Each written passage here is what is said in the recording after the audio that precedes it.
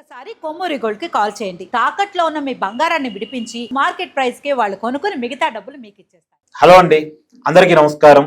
నేను మీ కట్ట కార్తీక్. మనతో ఉన్నారు బీజేపీ అధికార ప్రతినిధి రవిచంద్రారెడ్డి గారు. సార్ నమస్కారం. నమస్కారం కార్తీక్. సార్, రిపబ్లిక్ డే వేడుకలు నిన్న దేశం మొత్తం కూడా ఘనంగా జరిగాయి. దేశంలో అన్ని రాజకీయ పార్టీల నాయకులు ఈ వేడుకల్లో పాల్గొన్నారు. ఒక ఇద్దరు నాయకులు మాత్రం కనిపించలేదు ఈ వేడుకల్లో. ఒకళ్ళు తెలంగాణ మాజీ ముఖ్యమంత్రి కేసీఆర్ గారు, రెండు వైసీపీ అధినేత ఆంధ్రప్రదేశ్ మాజీ ముఖ్యమంత్రి జగన్మోహన్ రెడ్డి గారు. సరే, కేసీఆర్ గారు అంటే ఆయన వయసు రీత్యా అనారోగ్య సమస్యలతో బాధపడుతున్నారు గత కొంతకాలంగా, మీకు తెలియంది కాదు. సరే, ఆయన తరపున కేటీఆర్ గారు పార్టీ మొత్తం పాల్గొంది కాబట్టి మనం అనడానికి లేదు. కానీ జగన్మోహన్ రెడ్డి గారు ఆయన 2 రోజుల క్రితమే ప్రెస్ మీట్ పెట్టారు, 2 గంటల పాటు మాట్లాడారు, చాలా బాగున్నారు, ఆరోగ్యంగా ఇబ్బందికరంగా ఏం లేదు. సరే, ఈ ఒక్కసారికి ఏదైనా కారణం రీత్యా మిస్ అయ్యారంటే గతంలో కూడా ఆగస్టు 15 నాడు ఇండిపెండెన్స్ డే కూడా జగన్మోహన్ రెడ్డి గారు జెండా వందనం కార్యక్రమానికి మిస్ అయ్యారు. ఆ రోజు సజ్జల రామకృష్ణారెడ్డి గారు, నిన్నేమో బొత్స సత్యనారాయణ గారు జెండాలు ఎగిరేశారు. నిజానికి ఒక రాజకీయ పార్టీ నడుపుతున్న వ్యక్తిగా భారత రాజ్యాంగం అమల్లోకి వచ్చిన రోజుని, ఎందుకంటే రాజ్యాంగం ప్రకారమే రాజకీయ పార్టీ నడుపుకునేటువంటి అవకాశం, స్వేచ్ఛ జగన్మోహన్ రెడ్డి గారికి వచ్చింది. రాజ్యాంగం ఇచ్చినటువంటి అవకాశం, హక్కు వల్లనే జగన్మోహన్ రెడ్డి గారు ఒకప్పుడు ప్రతిపక్ష నాయకుడు, తర్వాత ముఖ్యమంత్రి, ఇప్పుడు పులివెందుల ఎమ్మెల్యేగా ఉన్నారు. ఒక రాజకీయ పార్టీని ఆయన నడుపుకుంటున్నారు రాజ్యాంగబద్ధంగా. సో అలాంటి వ్యక్తి రాజ్యాంగం అమల్లోకి వచ్చిన రోజుని ఖచ్చితంగా జాతీయ పండుగ జరుపుకోవాల్సిన అవసరం ఉంది. కానీ ఈ వేడుకలకు దూరంగా ఉండటం ఎట్ట అర్థం చేసుకోవాలి? మంచి ప్రశ్న అడిగారు కార్తీక్ గారు. ముఖ్యంగా దీన్ని ప్రజలందరూ కూడా గమనిస్తున్నారు. జగన్మోహన్ రెడ్డి గారికి ఏం కారణాలు ఉన్నాయో తెలియదు కానీ ఒక నిర్వేదమా, ఒక జాతీయ పండుగని సెలబ్రేట్ చేసుకునే హక్కు ఒక వరం.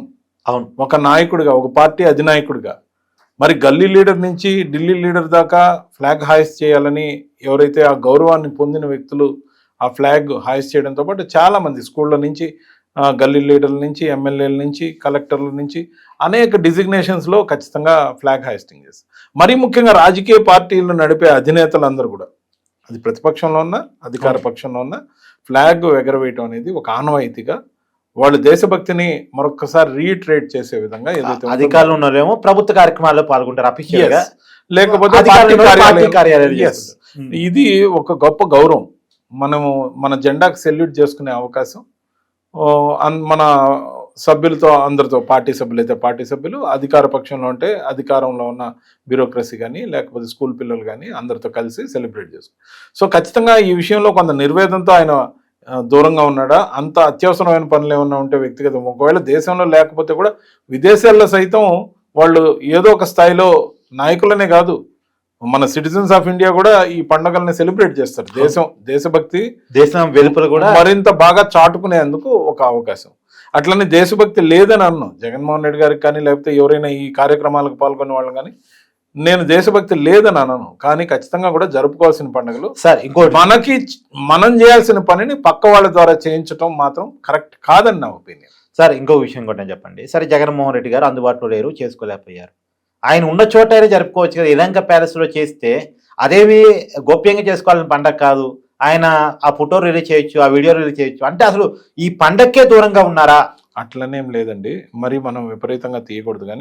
కానీ నలుగురితో కలిసి చేసుకోవాల్సిన పండుగ. మన ఇంట్లో మనం జెండా ఎగరేసుకునే స్థాయి నార్మల్ సిటిజన్కి ఉంటుంది.